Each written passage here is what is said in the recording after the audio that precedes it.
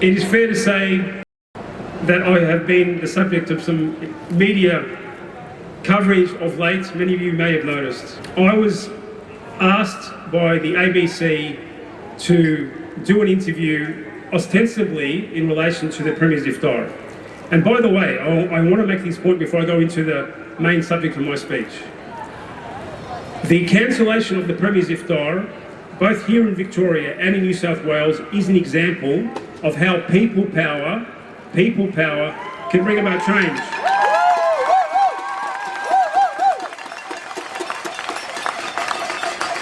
It was incredible to see the level of solidarity amongst so many people, Muslim and non-Muslim, calling for the same thing.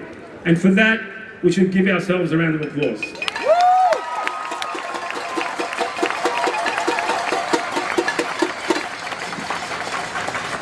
So as my dear sister Noor did mention, I have been the subject of quite a relentless campaign of the last few days. Because of what I have allegedly said and what I am allegedly justifying.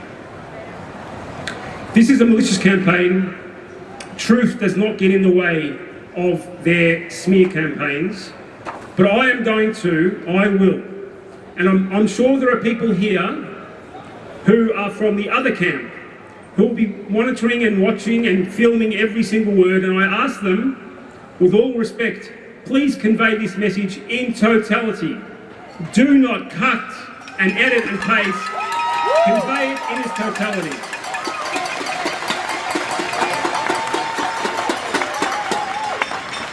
I said that October the 7th is a legitimate act of resistance.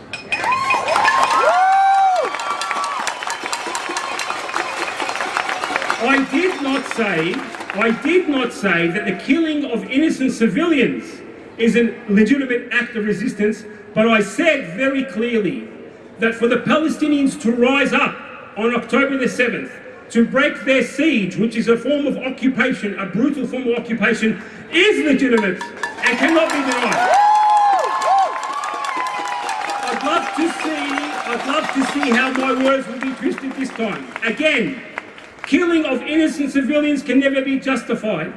My religion tells me that. International law tells me that. Basic humanity tells me that. The Zionists, the Israeli regime, the brutal, murderous Israeli regime does not abide by any of these values.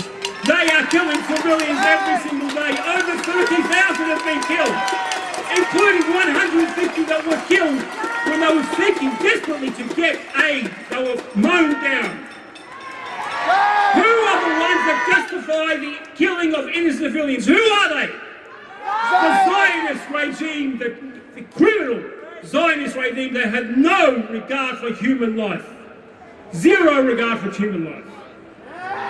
Shame.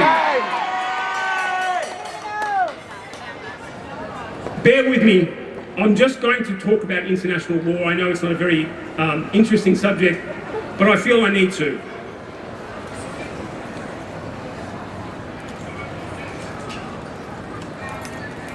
Article 42 of the Hague Convention, whose enforcement body is the Permanent Court of Arbitration, says that Israel is the occupying power. It is a belligerent occupying power in Gaza.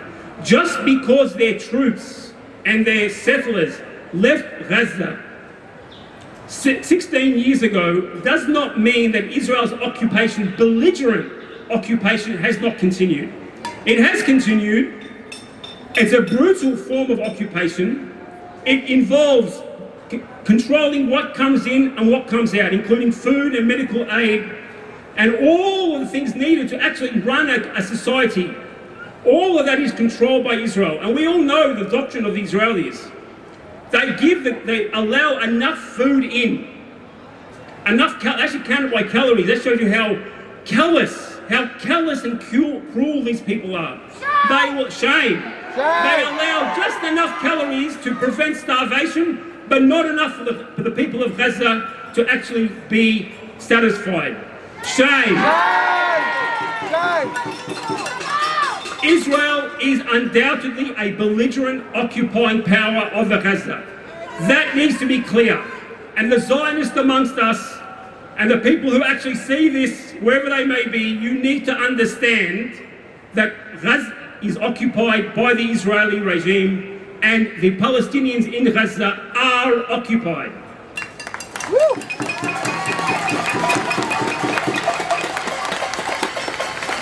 Let's talk about the right to self-defense. It's clear, and Article 51 of the UN Charter does make clear that states have the right to self-defense. But a 2005 ruling of the International Court of Justice, which, by the way, as we all know, is prosecuting Israel for the crime of genocide right now, it makes clear that that right does not extend to a belligerent occupying power against the entity they are occupying. How much clearer do we need to be? How can an occupying power claim the right to self-defense against the very people they are brutally occupying? How? Shame!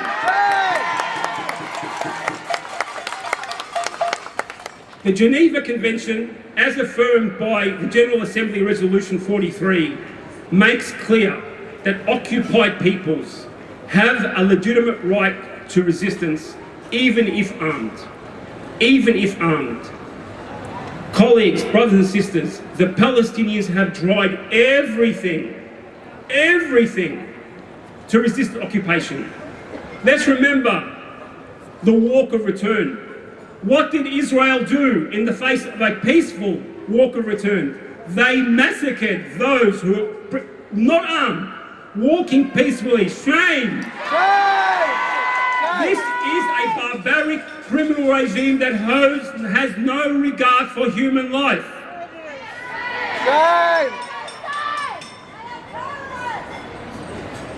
Friends, brothers and sisters, over 30,000 people have been massacred, have been slaughtered, have been murdered, and counting. Over 70,000 have been injured, and many of them with life-changing injuries. Shame. Over 50%, if not more, of Gaza has been levelled.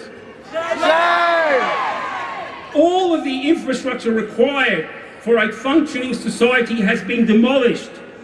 Hospitals, schools, universities, homes, roads, sewage systems, everything has been destroyed.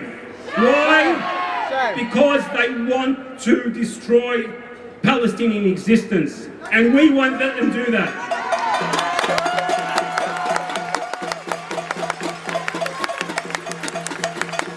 Friends,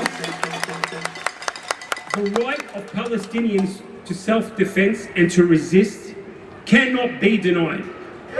It cannot be denied. I don't care who that is saying it, that right cannot be denied. The Palestinians are proud and they will continue to resist. Palestine is more than just people. It is an idea. It's an idea that we all hold dearly. I know all of you, and I know most of you here today are not Palestinian by descent. But I know you hold that dearly, that notion of a free Palestine in your hearts. It is up to us to keep that alive. It will never be destroyed. Free Palestine!